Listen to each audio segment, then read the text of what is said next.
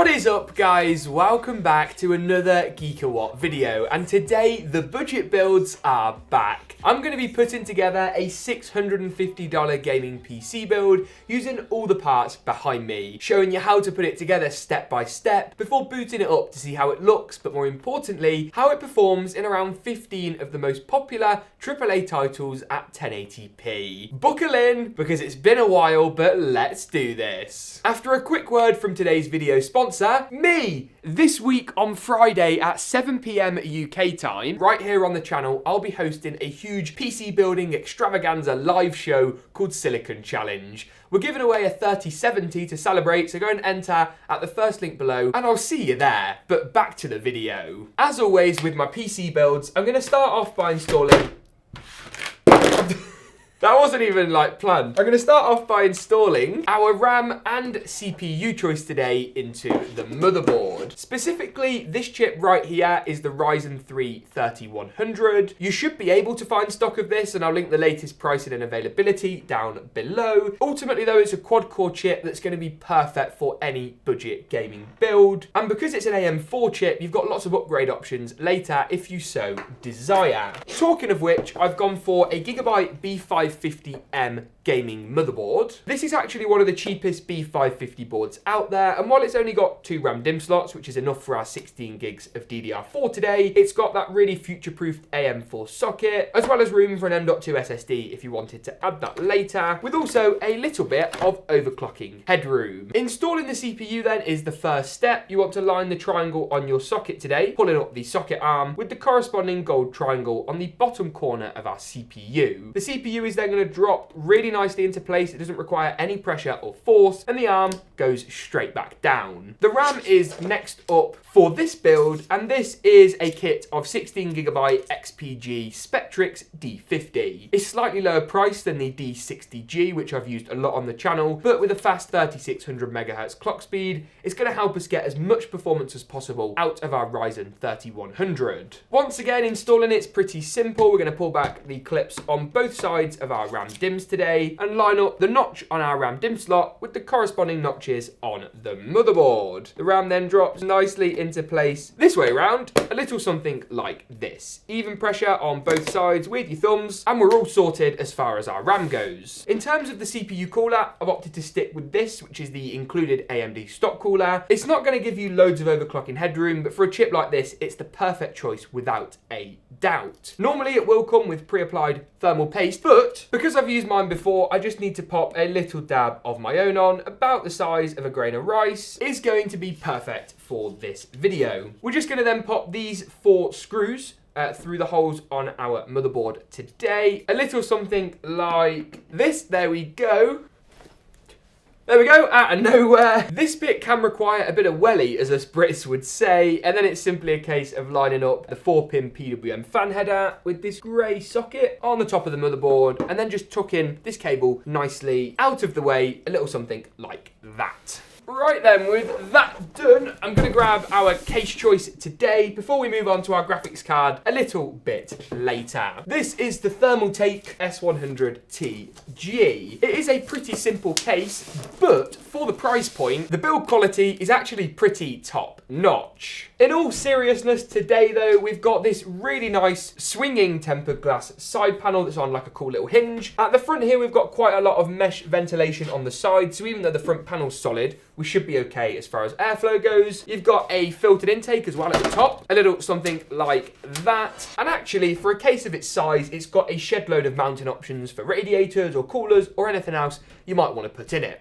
Apart from a CD drive, because it's not 2008. Right then, what we first want to do is take off both our side panels. Tempered glass one first off. Second side panel has now been removed. And all we're then going to do is grab the included I/O shield that comes with our motherboard today. And with the audio ports at the bottom, this is just going to slide through the rear of the case. And the motherboard then is just going to slide into the case with those ports going through the rear I/O shield. You do just want to check that under each of your holes on the motherboard today, there's a corresponding standoff off in our case, and I think we are indeed all sorted out of the box, so nothing to worry about there. Alright then, the next step of our build is to install the storage, or our SSD, and then of course power everything up. And it makes sense to do the fiddly cables and wiring in just a second as well. This is the Kingston A400. It's a budget-oriented 2.5-inch SSD, and with 500 gigs of capacity, it's going to be enough for a few of your favourite titles. You could easily add a 1TB hard drive for another $40, or upgrade this to a 1TB model if that's more your thing. But for a budget build, it's essential nowadays to have an SSD, and this ticks every single box. I'm also going to install our power supply today. This is the Thermaltake TR2S500. Basically, it's their smart range of budget power supplies. As far as value goes, these things top the list, and while I wouldn't be plugging a 3070 up to one, for this build with very minimal power consumption, it's a perfect shout. Installing our power supply and our SSD today is pretty easy. The PSU is going to slot through this area in the rear of the case, and because it's non-modular, there's no cables or anything to plug in. We're just going to slide it through the rear of the chassis and go ahead and secure it down with the 4 kind of hexagonal screws. That's just going to keep it really nicely into place. I have gone for a fan down orientation today, which is great because it's going to pull in fresh air from under the chassis. Just don't put this case on carpet or a rug. Try and keep it on a hard floor or a bit of wood or a desk even, and I think it's kind of the right size for that to be okay. Plugging up the motherboard cable is the first port of call. It's the largest of the bunch today, and the ketchup and mustard cables are an interesting aesthetic. It goes to the right hand side of our motherboard, just like so. The 4+4 pin CPU power is next up. That's going to give power to our processor, and that goes to the top left of the motherboard, which leaves us only really with our SATA power cable. And to do that, we first need to install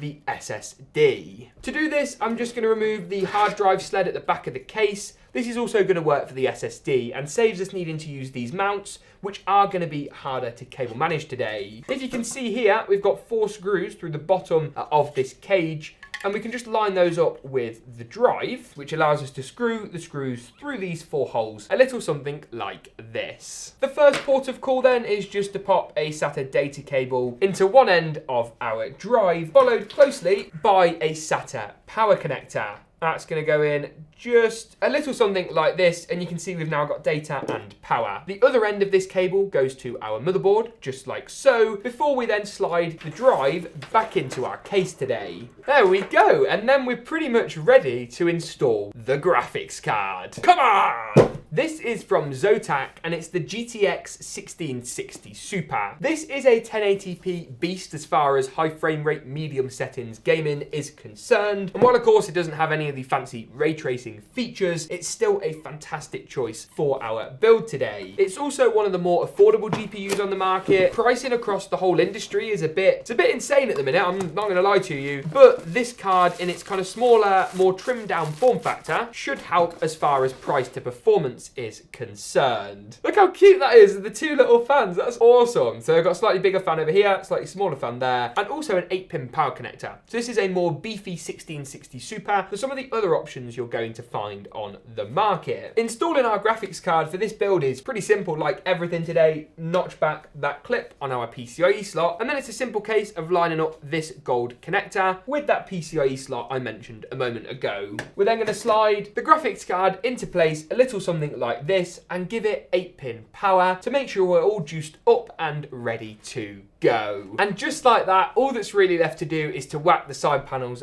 back on and then boot this machine up to see how good it looks when it's all powered up, and then more importantly how it performs in a load of the most popular titles. First though, regular viewers will know what's coming next. Let's see how epic this machine looks in an awesome glam montage. Roll the clip.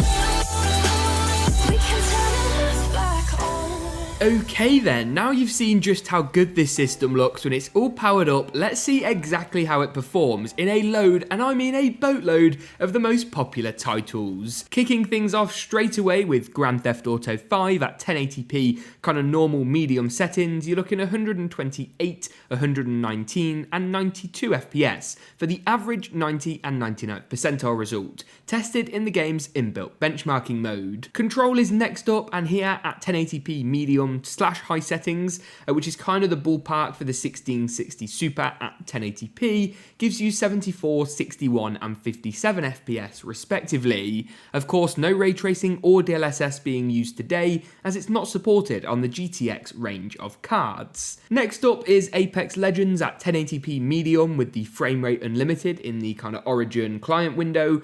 Gives you 116 FPS on average, with 101 and 88 for the 90 and 99th percentile results, keeping you firmly around the 90 FPS mark even at your kind of lowest end of the spectrum, which provides a really playable, dare I say it, borderline esports experience at 1080p. Next up then is Call of Duty's Warzone. I will of course come on to the new Cold War in a second. Here at 1080p normal in the Battle Royale mode, you're looking 85, 76 and 61 FPS for the average 90th and 99th percentile results. Call of Duty's Black Ops Cold War is very similar, slightly higher on the frame rate at 1080p medium to high settings at 94, 80 and 73 for the 90, 99th and of course those average frame rate results. Next up then is Forza Horizon 4, not that popular of a title anymore, but the game's inbuilt benchmarking mode gives you a really even picture and lets you go and compare my other builds against this one.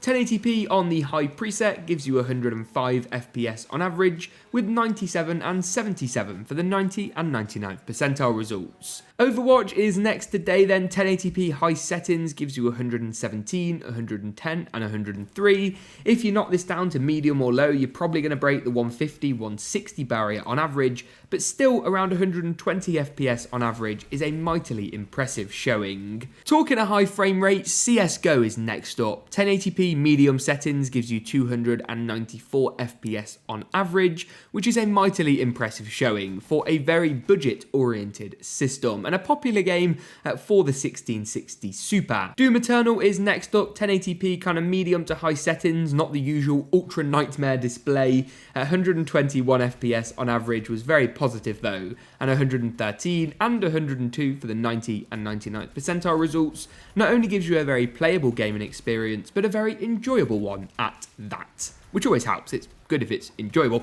Anyway, Rainbow Six Siege is next. 1080p medium, 172, 156 and 142 for the average 90 and 99th percentile results, once again tested in the game's inbuilt benchmarking mode. Valorant is next up today then. 1080p at medium settings gives you 172 FPS, 151 and 121 respectively for those average 90 and 99th percentile results, and once again the game was not only playable but very enjoyable and actually quite competitive if that's what you're into. Watch Dogs Legions is next today then, the penultimate title on the list. 1080p medium in the game's inbuilt benchmarking mode, and while the lack of ray tracing does impede the visual experience, it still looks great with all those reflections and neon lights. 76, 70 and 63 for the average 90th and 99th percentile results respectively is once again not to be sniffed at. Finally then today is Fortnite, the last game on my list in any video, super popular still,